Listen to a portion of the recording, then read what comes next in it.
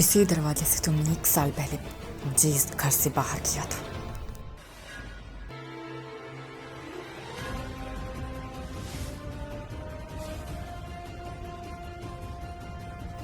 आज अंदर भी तुम ही ले जाओगी।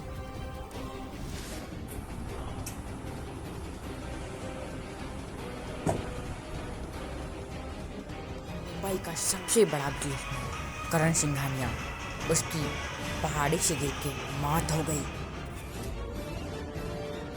तुम करण करण तुम ये नहीं हो, ये कोई और है। तुम तो 1 साल पहले उस पहाड़ी से गिर के मर गए थे ना। तुम नहीं हो सकती, ये कोई और है। जी हाँ, मैं करण नहीं हूँ, आप बिल्कुल सही हैं। मैं बहुत थकी हूँ, बैठ के बातें करते हैं, ओके। ओ ये इतना भारी बैग, बैठ के बातें करते हैं। मैं सच में करण नहीं हूँ, आप मुझे गलत समझ रहे थे। मैं करण नहीं हूँ जी, मैं करण नहीं हूँ।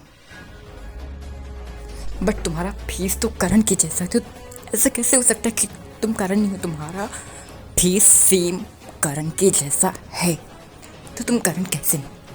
एक काम करो, तुम मुझे अपने बारे में सब कुछ डिटेल में बताओ। मुझे सब कुछ जानना है तुम्हारे बारे में। तुम कौन हो, कहाँ से आए हो, ओके? तुम्हारी फैमिली कौन है, सब बताओ।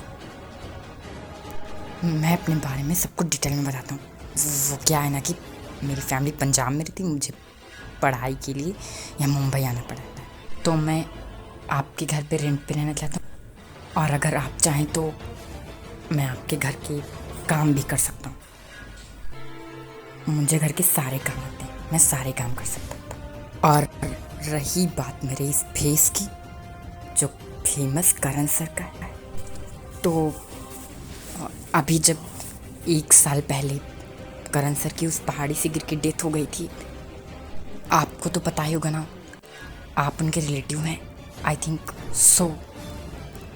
उसके कुछ टाइम के बाद ही मेरा बड़ा कार एक्सीडेंट हो गया, जिसमें मेरा पूरा फेस खराब हो गया। उसके बाद मेरी प्लास्टिक सर्जरी करवानी पड़ी।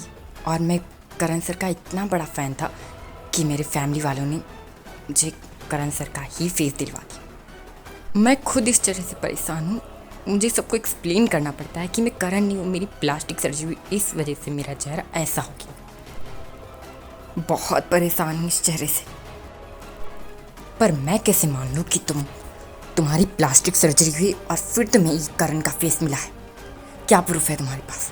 क्या पता तुम करण ही हो और मेरे साथ खेल खेलने की कोशिश कर रहे हो, मुझे बर्बाद करने के लिए, मुझसे बदला लेने के लिए। मुझे प्रूफ करो कि तुम्हारी प्लास्टिक सर्जरी हुई। मेरे पास प्रूफ है, उस हॉस्पिटल के पेपर्स हैं जिसमें मैं एडमिट था जब मेरी प्लास्टिक सर्जरी हुई थी। 1 मिनट में देता हूँ।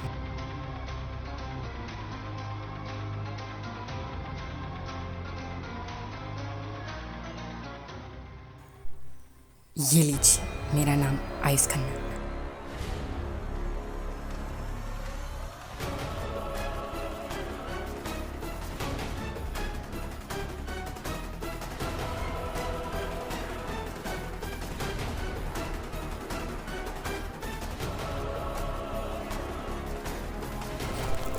ये तो सर्जरी हॉस्पिटल के पेपर्स हैं, यानी कि तुम्हारी सच में सर्जरी हुई है। ओके, इसका मतलब तुम सच बोल रहे हो, तुम इस घर में रह सकते हो। ऋषि जी, thank you so much.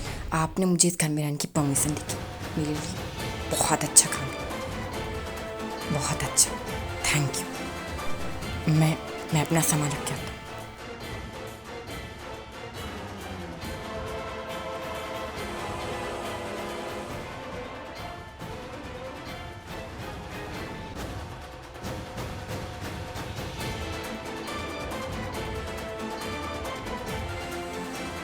Finally मैं इस घर में वापस आ गया। अब मैं तुमसे हर एक चीज़ का हिसाब लूँगा।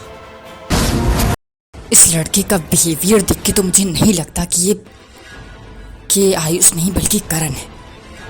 मुझे नहीं लगता है कि ये करण है, बट फिर भी मैं एक बार सोचता हूँ कि आखिर ऐसा कैसे हो सकता है कि कोई दो लोग एक जैसे कैसे हो सकते हैं, लेकिन हो भी सकता है। लेकिन मैं अभी इस लड़की आयुष पे इतनी जल्दी भरोसा नहीं कर सकता कि ये आयुष ही है, करण नहीं।